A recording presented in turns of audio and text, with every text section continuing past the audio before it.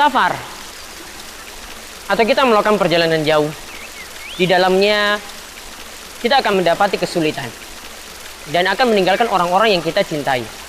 Oleh karena itu, Nabi SAW itu mengatakan bahwasanya safar itu adalah bagian dari azab, adalah bagian dari siksa. Dalam hadis dari Abu Hurairah radhiyallahu anhu, Rasulullah SAW itu pernah bersabda, "As-safaru qit'atun minal azab."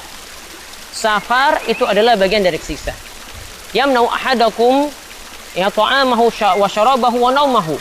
Karena safar inilah ya yang membuat seseorang itu akan sulit makan, akan sulit minum, dan akan sulit untuk tidur. Makannya berkurang, minumnya juga jadi susah, dan tidurnya pun semakin berkurang. Oleh karena itu Nabi SAW itu mengatakan, فَإِذَا قَضَى نَحْمَتَهُ فَلْيُعَجِّلْ إِلَى أَهْلِهِ. Kata Nabi SAW, jika seorang telah memenuhi hajatnya, keperluannya saat safar, maka segeralah ya dia pulang kembali kepada keluarganya. Dia memenuhi istri, dia bertemu dengan istri dan anak-anaknya. Hadis ini diriwayatkan oleh Imam Bukhari dan Muslim. Para pemirsa sekalian, dari sini kita bisa ambil pelajaran bahwasanya yang namanya safar itu selalu menyulitkan. Kata Imam Ibnu Hajar dalam kitabnya Fathul Bari, beliau mengatakan safar itu dikatakan bagian dari siksa dilihat dari dua sisi. Safar itu adalah bagian dari azab atau siksa dilihat dari dua sisi. Yang pertama, yaitu safar di dalamnya itu ada kesulitan. Kita akan sulit untuk makan, akan sulit untuk minum, dan akan sulit untuk tidur, berbaring, dan seterusnya. Kemudian yang kedua, dalam safar kita akan meninggalkan orang-orang yang kita cintai. Ya, kita akan meninggalkan orang-orang yang kita cintai. Oleh karena itu, ada seorang imam, yaitu Imam Al-Haramain. Itu pernah ditanya, kenapa safar itu disebut adalah bagian dari siksa, bagian dari azab. Maka ketika itu Imam Al-Haramain itu mengatakan bahwasanya li'anna fihi firaqal ahbab. Li'anna fihi firaqul ahbab. Karena di dalam safar itu seseorang akan meninggalkan orang-orang yang dicintai. Di situ ada istri yang dia tinggalkan, ada anak yang dia tinggalkan, seperti itu. Nah, inilah yang dianggap bagian dari siksa. Dan semua paham.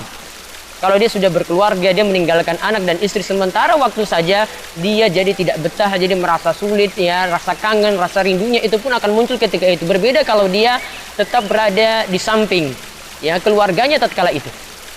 Kemudian dalam safar di sini juga dalam hadis ini diterangkan ada 3 kebutuhan urgen yang ada pada manusia, yaitu yang pertama adalah makan, yang kedua itu adalah minum, yang ketiga itu adalah tidur. Ini para pemirsa sekalian perlu dipahami, ini disebut oleh Ibnu Battal dalam syarah Sahih Bukhari. Beliau terangkan bahwa ini adalah kebutuhan yang sangat-sangat urgen.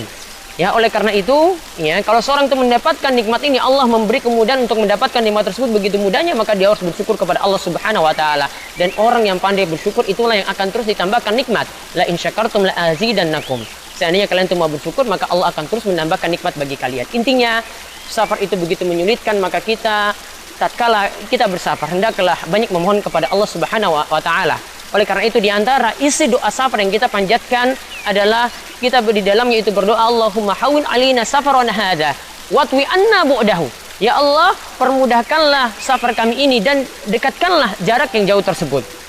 Karena dalam safar itu terdapat kesulitan seperti itu, maka kita diminta untuk banyak memohon kemudahan dan pertolongan kepada Allah Subhanahu wa taala.